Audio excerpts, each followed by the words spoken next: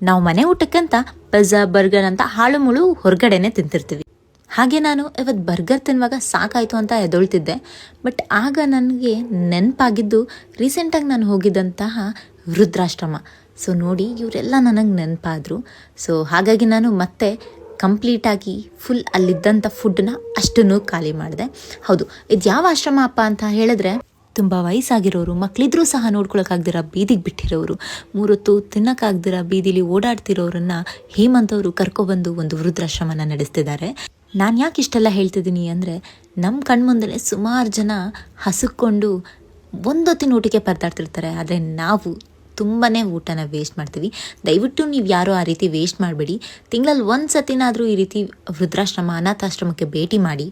Pub party ಅಂತ ಸಾವಿರಾರು ರೂಪಾಯಿ ಖರ್ಚು ಮಾಡೋ ಜಾಗದಲ್ಲಿ ಒಂದು 20%ನ ತೆಗೆದಿಟ್ಟು ಇವ್ರಿಗೆ ಒಂದು ಹೊತ್ತಿನ ಊಟದ ವ್ಯವಸ್ಥೆ ಮಾಡಿಕೊಡಿ. ನಿಜವಾಗ್ಲೂ ಅಲ್ಲಿರೋರು ತುಂಬಾ ಖುಷಿ ಪಡ್ತಾರೆ. ಹಾಗೆ ಈ ಒಂದು ಅನಾಥಾಶ್ರಮ ಎಲ್ಲಿದೆ ಅಂತ ಹೇಳಿದ್ರೆ, ಬೆಂಗಳೂರು ಯಲಹಂಕ ಕೋಗಿಲು ಕ್ರಾಸಲ್ಲಿದೆ. ಸೊ ಹೆಚ್ಚಿನ ಮಾಹಿತಿಗಾಗಿ ನಾನು ಅವ್ರ ಅಕೌಂಟ್ನ ಟ್ಯಾಗ್ ಮಾಡಿರ್ತೀನಿ, ಹೋಗಿ ಚೆಕ್ ಮಾಡಿ. Thank you all.